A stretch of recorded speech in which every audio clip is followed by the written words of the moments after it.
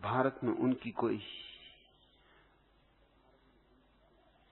रूपरेखा न बची, कोई नाम लेवा न बचा। महावीर को इस बुरी तरह से नहीं उखाड़ा, और उसका भी कारण था, क्योंकि महावीर की बात बहुत लोगों तक पहुंच नहीं सकती थी। महावीर की बात इतनी दार्शनिक थी कि बहुत थोड़े से लोगों तक पहुंच सकती थी, उनसे कुछ डर न था। पहुंच के भी क्या होगा, बहुत थोड़े से लोग ही उसको समझ पाएंगे। बुद्ध की बात बड़ी सीधी थी, साफ थी, वो करोड़ों लोगों तक पहुंच सकती थी, उसमें खतरा था। वेदांत का अर्थ तुम समझ लो, वेदों की पराकाष्ठा नहीं। वेदांत का अर्थ सीधा है, जहां वेदों का अंत हो जाता है, वेदों की जहां मृत्यु हो जाती, वेदों की राख से जो उठता है वह वेदांत है, वेदों की पराकाष्ठा नहीं। वेदों से बगावत, विद्रोह, और होगी भी ये बगावत, क्योंकि वेद हैं क्या? अगर तुम वेदों के पन्ने उल्टाओ, कहीं से भी खोल लो वेद को, तो तुम चकित होगे कि क्यों इन शब्दों को, इन सूत्रों को धर्म का नाम दिया गया है। साधारण आकांक्षाएं हैं। कोई मांग रहा है फसल ज्यादा हो जाए, कोई मांग रहा है इंद्र से की वर्षा ज्यादा हो जाए, कोई मांग रहा है धन धान्य, कोई मांग रहा है उसके गऊओं के थनों में दूध ही दूध भर जाए। और इतना ही नहीं, उसके दुश्मन की गऊओं के थन बिल्कुल सूख जाएं। मेरे खेत में वर्षा हो, इतना ही नहीं, पड़ोसी के खेत में वर्षा हो ही ना। यह भी, इसको अध्यात्म कहोगे? ये तो बड़ी निम्न वृत्तियां हुई। मेरे शत्रुओं को नष्ट कर दे है इंद्र देवता, उन पर बिजली गिरा दे, उनको राख कर दे। इसको अध्यात्म और धर्म कहोगे? यह तो मनुष्य की सामान्य ईर्षाएं, शत्रुताएं, हिंसाएं, वे मनुष्य उसके ही प्रतीक हैं। जरूर कहीं कहीं वेद में कोई सूत्र आ जाता है जो बड़ा प्यारा है, लेकिन 100 में 1 बार, 99 बार तो कचरा ही हाथ लगेगा, और उस कचरे में वो हीरे भी खो गए। उपनिषद हीरे ही हीरे हैं, वहां कचरा नहीं। उपनिषद शब्द भी बड़ा प्यारा है, उसे समझो तो वेदांत भी समझ में आ जाएगा। उपनिषद का अर्थ होता है गुरु के पास बैठना। उपनिषद, पास बैठना, बस इतना ही अर्थ है उपनिषद का। गुरु के पास मौन होकर बैठना, जिसने जाना है उसके पास शून्य होकर बैठना। और उस बैठने में ही हृदय से हृदय आंदोलित हो जाते हैं। उस बैठने में ही सत्संग फल जाता है। जो नहीं कहा जा सकता वह कहा जाता है, जो नहीं सुना जा सकता वह सुना जाता है। हृदय की वीणा बज उठती, जिसने जाना है उसकी वीणा बज रही।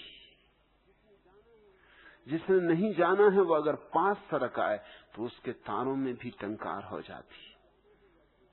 संगीतज्ञों का ये अनुभव है, अगर एक ही कमरे में,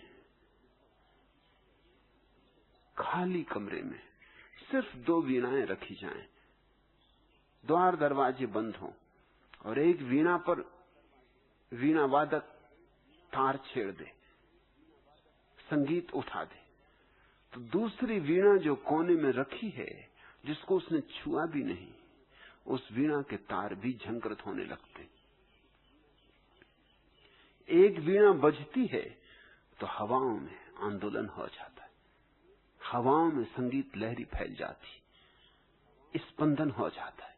वह स्पंदन जिस वीणा को छुआ भी नहीं उसके भीतर भी सोए संगीत में हलचल मचा देता है। उसके तार भी जैसे नींद से जाग आते, जैसे सुबह हो गई।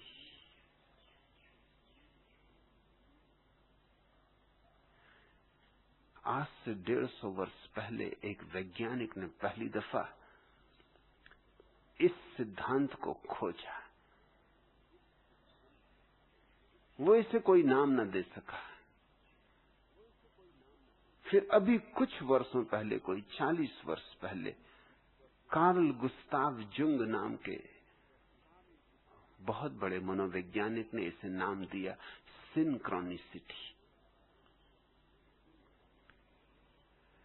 जिस वैज्ञानिक ने पहली दफा ये खोज की थी वो एक पुराने किले में मेहमान था, एक राजा के घर मेहमान था, और जिस कमरे में वो था 2 घड़ियां उस कमरे में एक ही दीवार पर लटकी हुई थी, पुराने ढप की घड़ियां। मगर वो हैरान हुआ ये बात जानकर कि उनका पेंडुलम एक साथ घूमता है।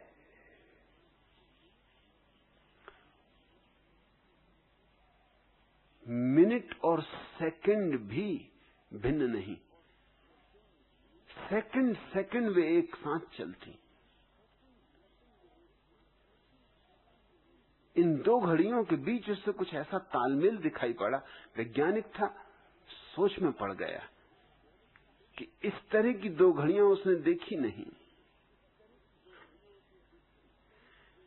जिनमें सेकंड का भी फर्क ना हो। तो उसने एक काम किया कि ये संयोग हो सकता है। उसने एक घड़ी बंद कर दी रात को और दूसरे दिन सुबह शुरू की, और दोनों के बीच कोई 3-4 मिनट का फासला रखा। 24 घंटे पूरे होते होते दोनों घड़ियां फिर साथ साथ डोल रही थी, बराबर सेकंड सेकंड करीब आ गए थे। पेंडुलम फिर साथ साथ लयबद्ध हो गए थे। तब तो चमत्कृत हो गया। राज क्या है? आया था दिन 2 दिन के लिए, लेकिन सप्ताहों रुका जब तक राज ना खोज लिया। राज ये था कि वो जिस दीवार पे लटकी थी उस पे कान लगा लगा के वो सुनता रहा कि क्या हो रहा है। तब उसे समझ में आया कि एक घड़ी की टिक टिक, जो बड़ी घड़ी थी, उसकी टिक टिक दीवार के द्वारा दूसरी घड़ी के पेंडुलम को भी संचालित कर रही, उनमें एक लयबद्धता पैदा कर रही। और बड़ी घड़ी इतनी बलशाली है कि छोटी घड़ी करे भी तो क्या करे, वो छोटी घड़ी सहज ही उसके साथ लयबद्ध हो जाती। उसने इसको सिर्फ लयबद्धता कहा था, लेकिन जुंग ने इसे पूरा वैज्ञानिक आधार दिया और सिंक्रोनिसिटी कहा। और सिर्फ घड़ियों के लिए नहीं, जीवन के समस्त आयामों में इस लयबद्धता के सिद्धांत को स्वीकार किया। रहस्यवादी तो इस सिद्धांत से हजारों वर्षों से परिचित है। सत्संग का यही राज है, सिंक्रोनिसिटी। सद्गुरु यूं समझो कि बड़ी घड़ी, कि बड़ा सितार। शिष्य यूं समझो कि छोटी घड़ी, छोटा सितार। और शिष्य अगर राजी हो, श्रद्धा से भरा हो और बड़े सितार के पास सिर्फ बैठ रहे, कुछ ना करे, तो भी उसके तार झंकृत हो जाएंगे। उपनिषद का अर्थ है लयबद्धता। उप का अर्थ होता है पास, निश्चित का अर्थ होता है बैठना। यही उपासना का अर्थ है, उप आसन, पास बैठना। यही उपवास का अर्थ है, पास बैठना। मगर कैसे अर्थ विकृत हो गए। उपवास का अर्थ हो गया अनशन, भूखे मरना। उपवास का अर्थ होता है पास वास करना, इतने निकट हो जाना गुरु के। हाँ, कभी कभी ये होगा कि गुरु की निकटता में ऐसा पेट भर जाएगा कि शायद भूख की याद भी ना आए।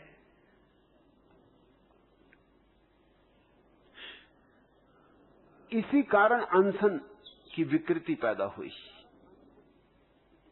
गुरु के आनंद में डूबकर अगर भोजन की याद ना आए तो उपवास, और जबरदस्ती भोजन न किया जाए तो अनशन। अनशन हिंसा है, उपवास प्रेम है। उनमें जमीन आसमान का भेद है। इधर सोहन बैठी, उससे पूछो। मैं उससे पूछता था जब उसके घर मेहमान होता था, पूना आता था, कि तू मुझे खिलाती है और मेरे कारण न मालूम कितने मेहमान दिन भर उसके घर आते, उन सबको खिलाती, और तू कुछ खाती पीती दिखाई नहीं पड़ती। तो वो मुझसे कहने लगी, जब आप यहां होते मुझे भूख ही नहीं लगती। मैं खुद ही चकित हूं कि भूख कहां खो जाती। मैं इतनी भरी भरी हो जाती कि भीतर जगह ही नहीं रहती।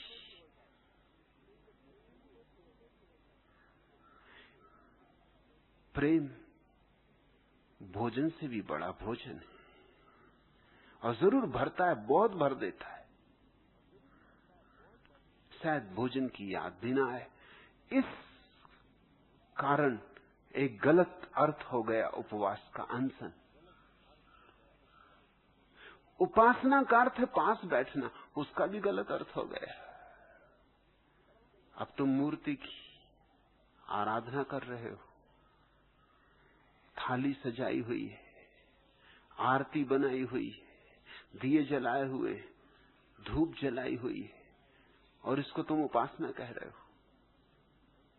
नहीं, उपासना तो केवल सद्गुरु के पास बैठना होता है, और उसके पास बैठना ही आरती है, आराधना है। उसके पास बैठना ही तुम्हारे भीतर के दिए का जलना है। उसके पास बैठते ही तुम्हारे भीतर धूप जल उठती, सुगंध उठने लगती। वेदांत पैदा हुआ उपनिषदों में, गुरु शिष्यों के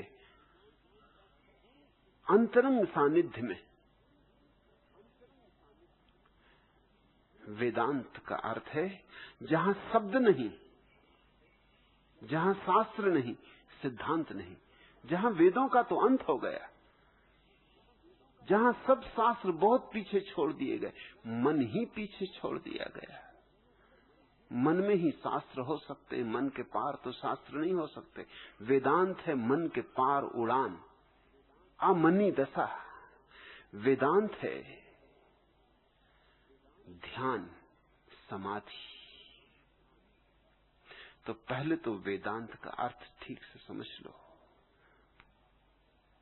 नहीं तो भूल हो जाएगी, फिर मेरा अर्थ पकड़ में नहीं आएगा। दूसरा शब्द है विज्ञान।